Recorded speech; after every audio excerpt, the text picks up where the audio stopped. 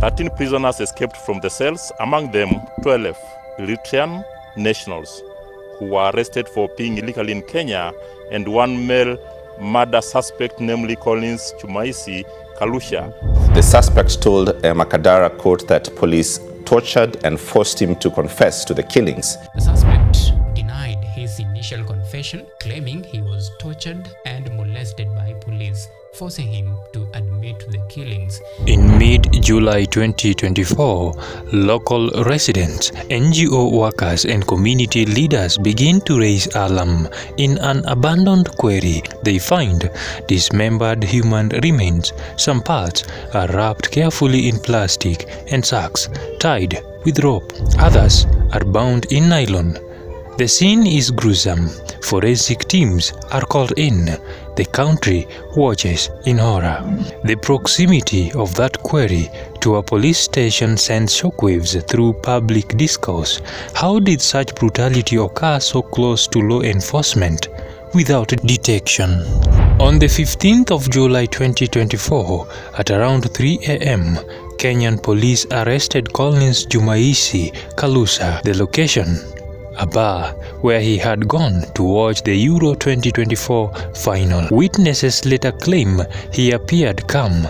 According to officers, he was in the process of trying to lure another victim, and once detained, he began talking. Under interrogation, at least according to law enforcement, he confessed to more than 40 murders. He allegedly described how he strangled, dismembered, and dumped the bodies in the quarry. He said his first victim was his wife. The magnitude of his confession sent shockwaves through the country. Back at his home, investigators uncovered evidences that seemed to match his admissions. In a small rented single-room house near the quarry, police say they found a machete, the exact tool they believe he used to dismember victims. There were 12 large sacks, identical in type to those used to wrap the remains, discovered in the quarry. They also found pairs of industrial gloves, more than 2 dozen SIM cards, smartphones, hard drives, memory cards, and other digital storage devices. Among them, personal items that pointed to women, a pink handbag, women's underwear, notebooks. For investigators, it was chilling confirmation, evidence linking him directly to missing persons. We were able to recover 2 hard drives that we believe have got enough information. In his phone that he had at hand, there were pictures of ladies, photos, and some videos that he had recorded. We also recovered 2 USB and memory card. We as well recovered 9 ID cards for men and 3 for ladies. We also recovered 24 Airtel SIM cards, their holders, which we believe he has used the IDs to register them, and these are the ones he has been using in the commission of crimes.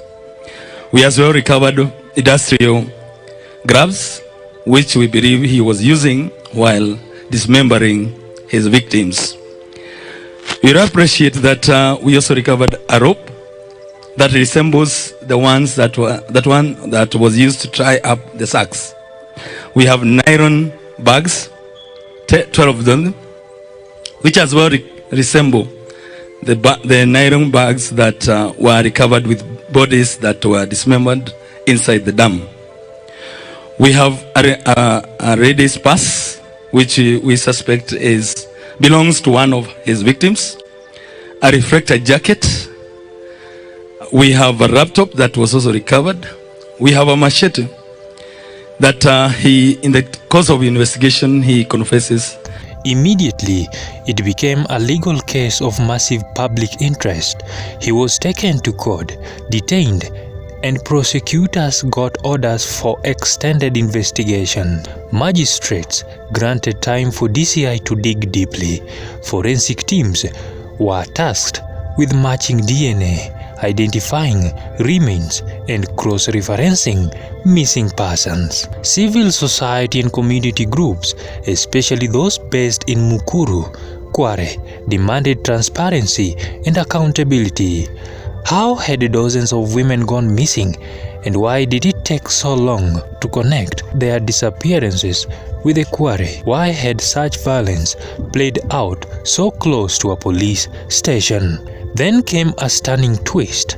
On 20th August 2024, just over a month after his arrest, Collins Jumaisi escaped custody from Girigiri police station.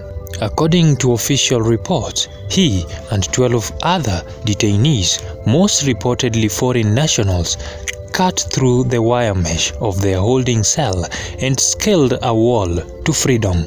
Authorities immediately launched internal investigations, suspecting inside help. Multiple officers at the station were suspended. Today, August 20th, 2024, morning hours, there was an incident of prisoners' escape that happened at Kikiri police station where we are as at now.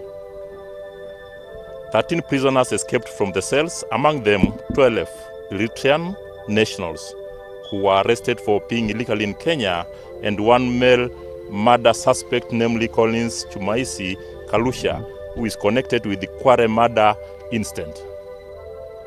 Our preliminary investigation indicated that the escape was aided by insiders, considering that officers were deployed accordingly to guard the station. The public was in disbelief. How could a man accused of such mass killings slip from supposedly secure police cell? The DCI declared him wanted, issuing a nationwide manhunt. A reward of 1 million was placed on any credible information leading to his capture. The public was urged to call a toll-free number or send tips via WhatsApp. By late 2025, the hunt was still active. Law enforcement officials publicly denied repeated rumors that he had been rearrested. Viral social media reports claiming he was captured were debunked. According to DCI, he remains at large. For the families of missing women, for civil society, for Kenya, the story is far from over. Questions linger. Did all 42 murders happen as he confessed? Can forensic team identify all the bodies? Was his confession voluntary or forced? And how deep does the network go? These questions remains unanswered. Meanwhile, the man they called the Kware serial killer has not been brought to justice. This is Freedom Amos. Subscribe for more videos like this. Adios.